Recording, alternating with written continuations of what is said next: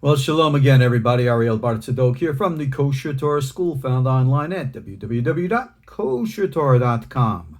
Bringing to you today's daily lesson in Sefer Yetzirah. We are in lesson 28, Koach, powers, the gematria is. And of course, we dedicate these lessons to the safety, well-being, and health of everybody around the world right now who is facing the trials and tribulations, both from the point of view of physical health as well as economic health. Strength, blessing, power, healing to all of us, right? Think positive, project positive, create positive. That's not wishful thinking.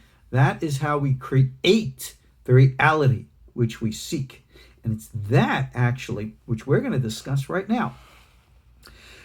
In our previous classes, when we began the study of Mishna number 9, we're now going to get into Mishna number 10, we discussed the transition of how we take the power of Sefirot and translate them into actual manifested function here in the physical world. Now remember, we will never, ever, ever take a Sephira and make it physical. Doesn't work like that. It's like trying to say, I'm going to take the soul and I want to extract it from the body and look at it under the microscope. It doesn't work like that. It's energy.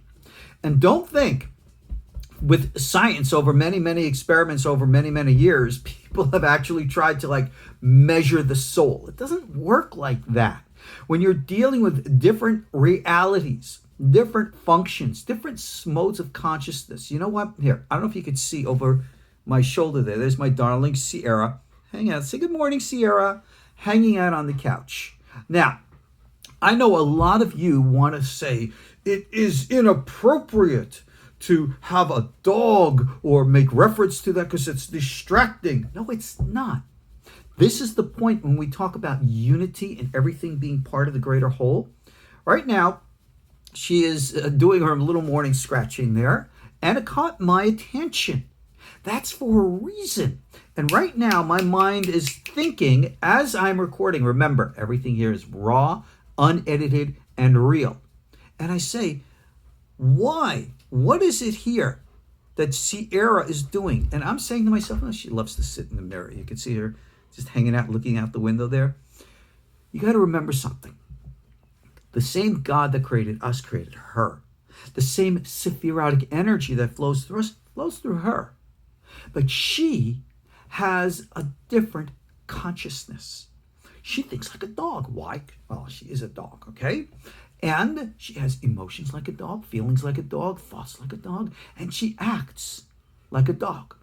I, on the other hand, act like a human. Well, I'm so much superior. I don't know how superior that is or isn't. But when we want to talk about the flow of the energy, we have to recognize, just like Mishnah 10 is about to tell us, the nature of the flow of energy is in form. And form follows its own rules. So for example, here's my little darling. I'll let you see her over there. Remember, for me and many of us dog lovers out there, this is my child. I recently heard from one of our dear students in Colorado. He has a cat that recently passed, and he calls it his feline son, like I used to call Tex my canine son. That's my canine daughter. Now, the reason, again, why I'm elaborating is because, as we say here, the last words of Mishnah 10 is going to be the words Ruach Echat Mehen, and there's one Ruach within them.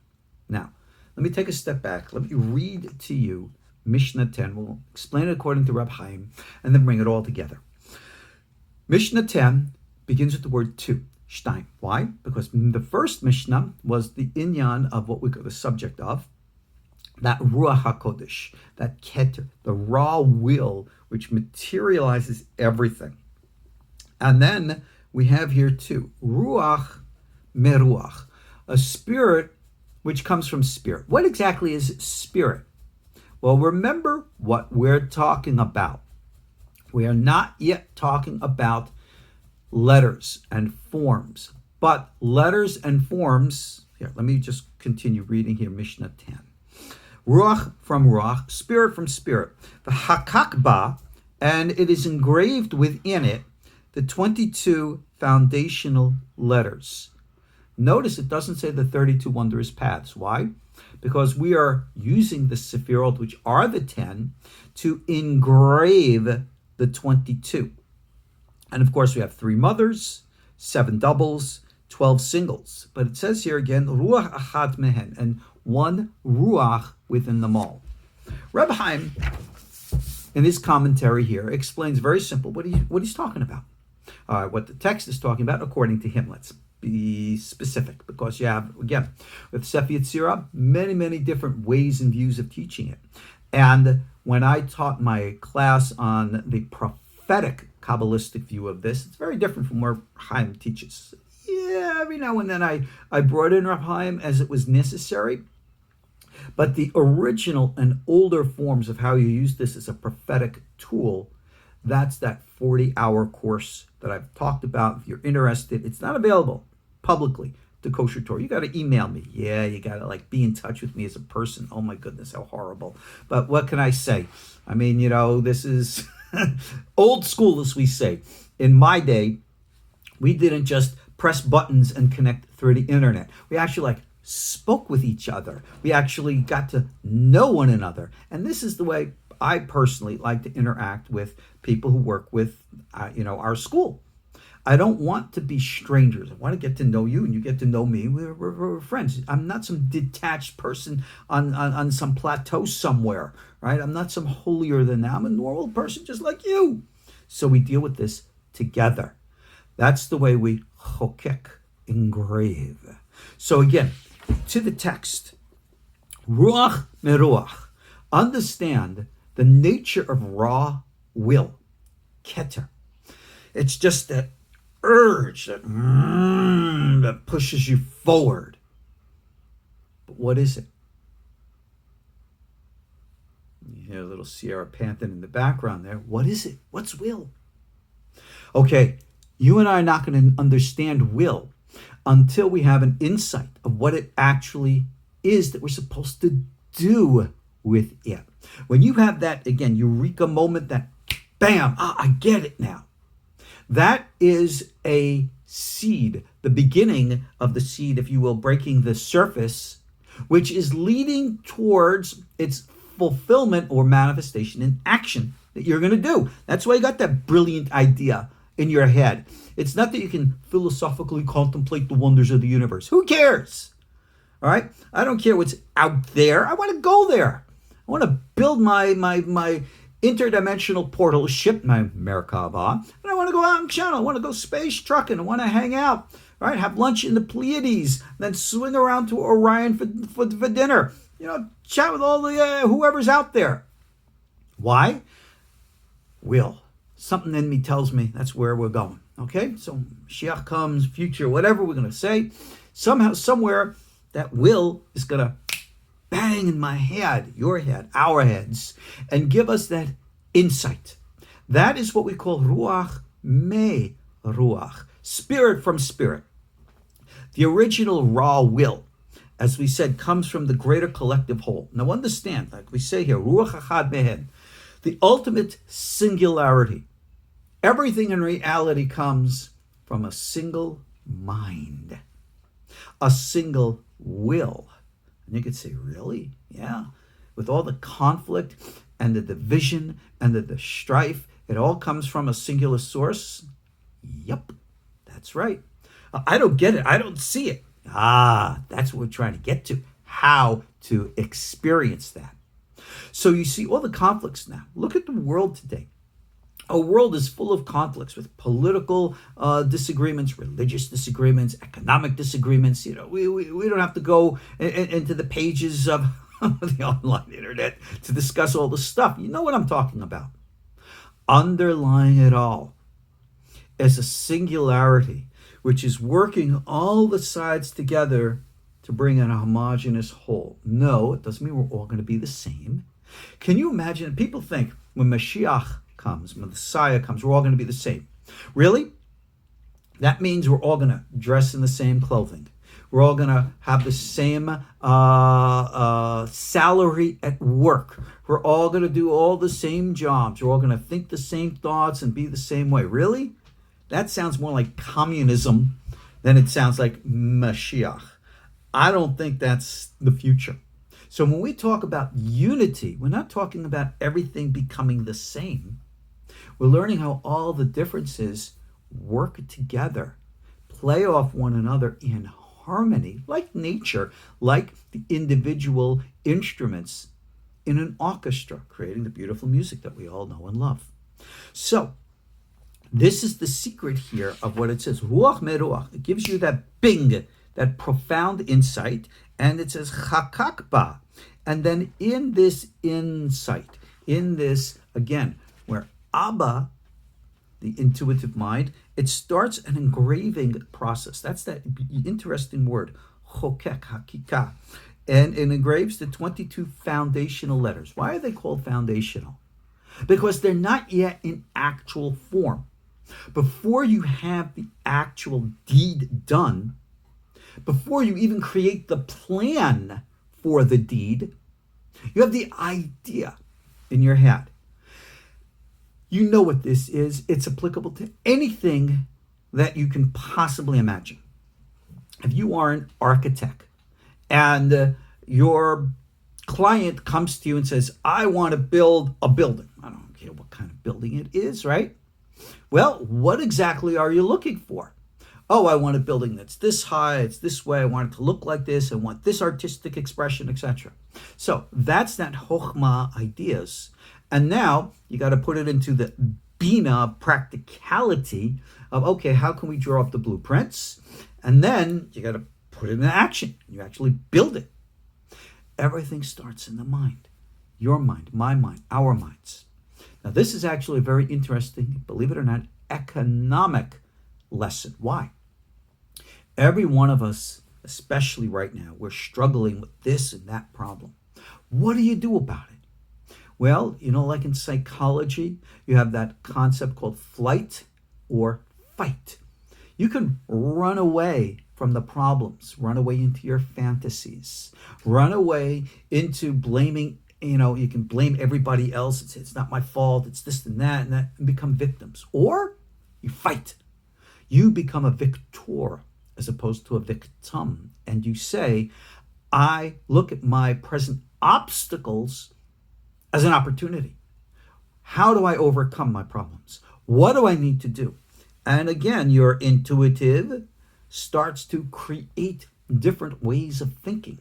This is this hakika process. The word hakika means engraving. Why? Because you're going into a solid and you're starting to write into it. You're starting to put into form that which you need to eventually materialize into deed. And again, I got to emphasize, this is not philosophy.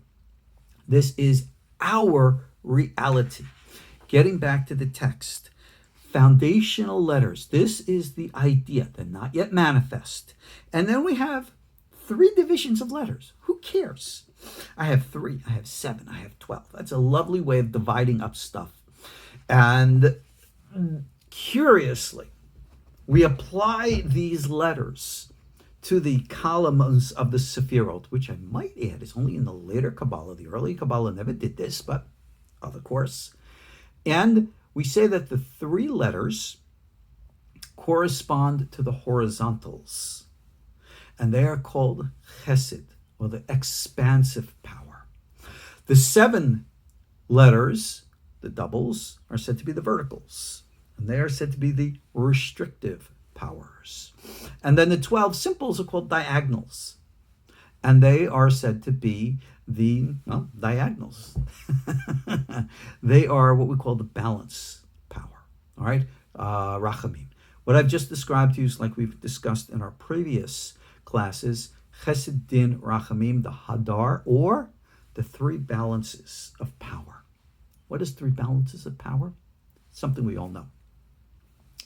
Right now, think of any thought, what you want to do.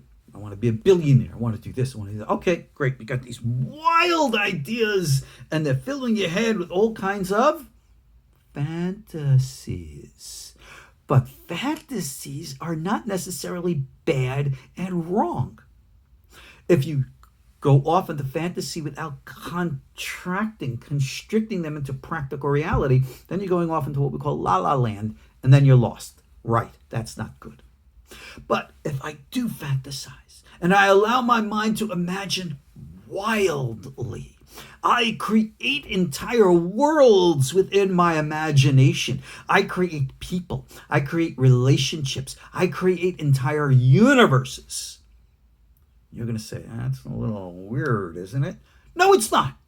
Because I'm going to take all those wild ideas, my entire created universe, with my created people, with my created relation, everything. I'm going to write it all down, and voila, I have the next great novel. I have the next great Dune, Harry Potter, Shakespeare, or any of the other great stories that have ever been written over the centuries. Why? Because Hadar, I have that Hesed expansiveness, and I don't let it just dissipate. I bring it down. This is the Hakikah, Ruach from Ruach.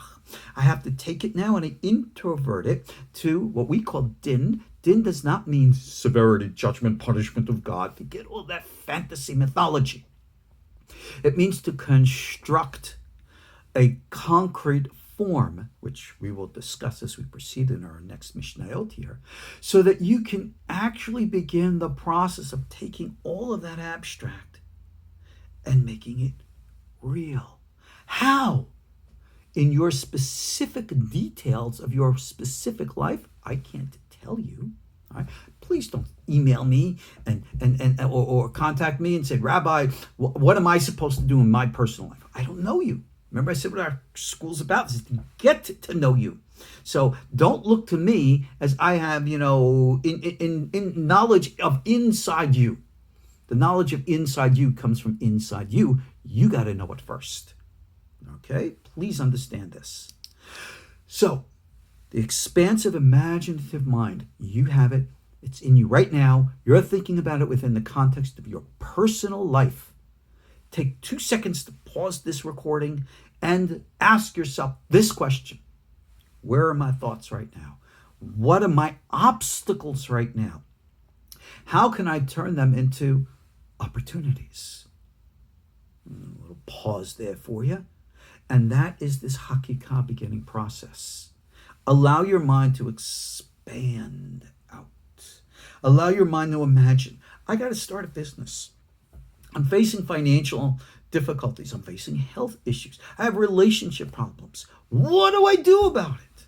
How do I materialize an actual concrete form of resolution? What do I do? Allow that mind to flow out. And then when you get that bingo idea, how do I now put it in the form? Right column, left column. And you're going to think, okay, I want to do this. Maybe not like that. Maybe like this. Maybe. And you're going to go back and forth with ideas and thoughts and feelings and eventually crystallize in the center to materialize a path, which you will then say, that's it. And then will turns into passion, heart, teferet, going down the center column. And then you're motivated and it materializes in malchut. Straight down the center column. Malchut again, physical world. This is all, psychology, humanity, reality. But that's what this text is here to teach us. That the inner reality of which we talk and the outer reality in which we live is really one and the same. All we have to do is materialize. Now again, be aware that the one big obstacle between the imaginative of the mind and the materialization, right between there in the middle, is that realm which in Kabbalah speak we call kalipot, husks and shells, or your own personal internal obstacles. That's your enemy, that's your devil, that's your demon. It's all inside you. You got to clean it all out, get rid of it all, so that you can have the natural flow.